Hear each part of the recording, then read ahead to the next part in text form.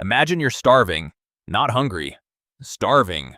It's the middle of the Ice Age, the temperature is far below freezing, your tribe hasn't had a real meal in days, the children are weak, the old can't keep walking. Then, someone spots something on the horizon, a woolly mammoth, one animal, one chance. But here's the question, if your tribe actually managed to kill it, how long could that single mammoth keep everyone alive? The answer is a lot more incredible than most people realize, because a mammoth wasn't just food, it was survival itself. Think about that. Today, most grocery stores throw away enough food to feed families every day. Back then, wasting even 1 pound of meat could mean someone didn't survive the winter. Every hunt mattered. Every bite mattered. Absolutely nothing went to waste. But before we can answer the big question, we need to understand what these giants actually were. Because movies make mammoths look impressive. Reality was even crazier. A fully grown woolly mammoth stood up to 13 feet tall at the shoulder. That's taller than a basketball hoop. Some weighed between 6 and 8 tons. That's roughly the weight of 2 large African elephants. Now picture one of those walking toward you, covered in thick brown fur. Curved tusks stretching over 15 feet long, massive feet pressing deep into frozen ground. Every step shaking the earth beneath you. No kidding. This wasn't just another animal, it was basically a furry tank. And despite how terrifying they looked, humans hunted them. Without rifles, without metal weapons, without vehicles, just stone tools, wooden spears, planning, and courage that honestly borders on insanity. Here's the crazy part. Most hunters probably didn't want to fight a healthy adult head-on. That would have been almost suicidal. Instead, they looked for opportunities. A younger mammoth, an older one trapped in mud, one separated from the herd. Sometimes they drove mammoths toward cliffs, sometimes into marshes, sometimes into carefully prepared traps.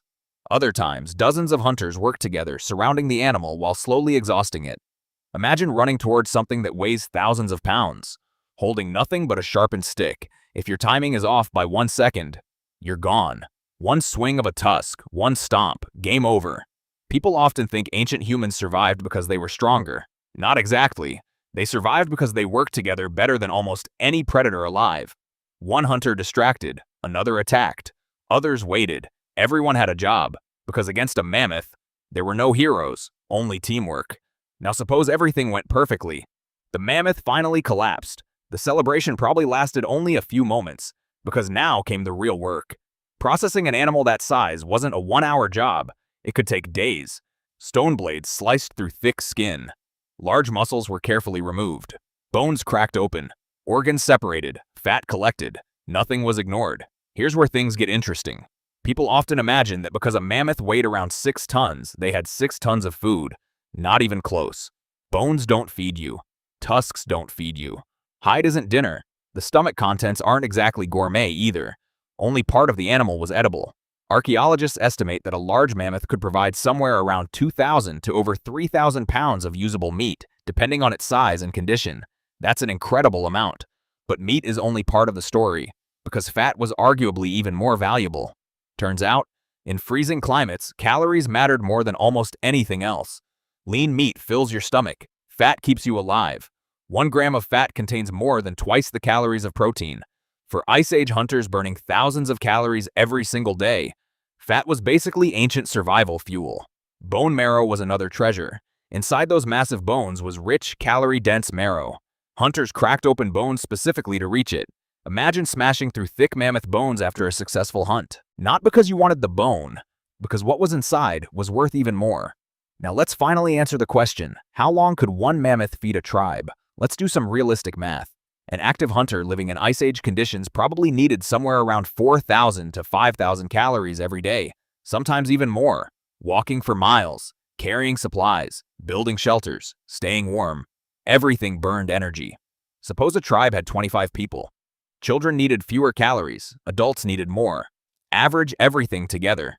That tribe might require a rough 100,000 calories every single day. Sounds enormous, because it is. Now imagine a mammoth providing several million calories, meat, fat, organs, and marrow. Depending on the animal's size and exactly how much could be preserved, one successful hunt could potentially support a small tribe for weeks, sometimes even a few months when combined with stored foods, gathered plants, fish, smaller animals, and careful rationing. That's the important part. A mammoth almost never fed people by itself. It became the foundation of survival. Not the entire menu. Believe it or not, Ancient people had surprisingly varied diets. They gathered berries, roots, nuts, seeds, fish, birds, rabbits, reindeer, bison, anything available. The mammoth simply changed everything. It bought time. Instead of hunting every day, the tribe could repair shelters, care for children, make tools, recover from injuries, travel less, survive storms. One successful hunt could completely transform an entire season, but another huge problem appeared almost immediately: spoilage. Today we open a refrigerator without thinking. Ice Age hunters didn't have refrigerators. They had something much better: winter.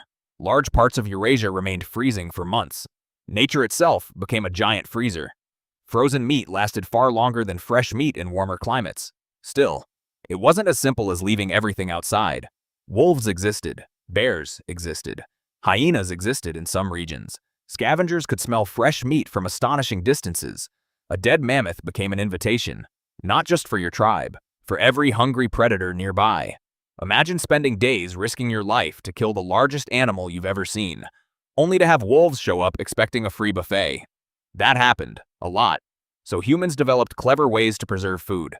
Some meat was frozen naturally. Some was smoked over fires. Some was dried. Removing moisture slowed spoilage dramatically. It wasn't exactly beef jerky from a convenience store, but the principle was surprisingly similar. Dry meat. Store it. Eat it later. Simple. Effective. Life-saving. Here's something people rarely think about. The mammoth wasn't valuable only because of what you could eat. Its hide was extraordinary. Imagine trying to survive sub-zero temperatures wearing thin clothing. Not happening. Mammoth hides became insulation, blankets, shelter coverings, protection against brutal winds. Some archaeological sites even show evidence that humans used mammoth bones to build structures. That's right, homes made partly from mammoth bones. Huge curved tusks formed supports. Massive bones created frameworks. Animal skins stretched across the outside. Imagine living inside the skeleton of the creature that kept your family alive. That's both practical and kind of incredible. The tusks had countless uses too. People carved tools, weapons, needles, decorative objects, art, even musical instruments from mammoth ivory have been discovered. One animal solved dozens of problems simultaneously: food, shelter, clothing, fuel, tools, art, transportation materials, everything. Think about how we use oil today. Fuel, plastic, medicine, clothing, thousands of products. A mammoth played a surprisingly similar role for many Ice Age communities. Not identical, but equally essential. Now check this out. Scientists studying mammoth kill sites sometimes find evidence that entire communities repeatedly visited certain hunting grounds. That suggests these weren't random lucky encounters. Humans learned migration routes, seasonal behavior, landscape advantages. They planned, they adapted, they improved, generation after generation. This wasn't primitive survival. It was intelligent survival. People often underestimate ancient humans because they lacked modern technology. But intelligence isn't measured by smartphones. It's measured by solving problems. And few problems are bigger than feeding dozens of people through an Ice Age winter. Here's another myth. Did every tribe hunt mammoths? No, many never did. Some lived where mammoths didn't. Others relied mostly on reindeer, fish, or smaller game. Even among groups living alongside mammoths, these hunts were probably relatively rare. They were dangerous, expensive, and required enormous coordination. Missing one rabbit is disappointing. Missing one mammoth hunt could mean weeks of lost effort, sometimes injuries, sometimes deaths. So when a mammoth finally fell, it mattered. It really mattered. Now imagine the scene one last time. Snow covering the ground, smoke rising from dozens of fires, children finally eating until they're full, hunters repairing broken spears, elders scraping hides, someone carving ivory into tools, dogs waiting for scraps, the smell of meat filling freezing air. For a brief moment, everyone could breathe. Not because life became easy, but because tomorrow suddenly looked possible. So, how long could one mammoth feed a tribe? The most honest answer is this: long enough to change their future. For a small group using every edible part, preserving the meat carefully and combining it with other foods, a single mammoth could help sustain them for weeks and in favorable conditions, potentially several months. But the real value wasn't measured only in meals. It was measured in opportunity. Opportunity to rest, to heal, to make tools, to survive winter, to give children another season of life. Every mammoth represented thousands of calories, millions in some cases. But more importantly, it represented hope. The next time you see a picture of a woolly mammoth, don't just imagine a giant prehistoric elephant. Imagine an entire community looking at that same animal, not as a monster, not as a trophy, but as the difference between life and extinction. Because in the Ice Age, one successful hunt didn't just feed a tribe, it bought them another chance to see spring.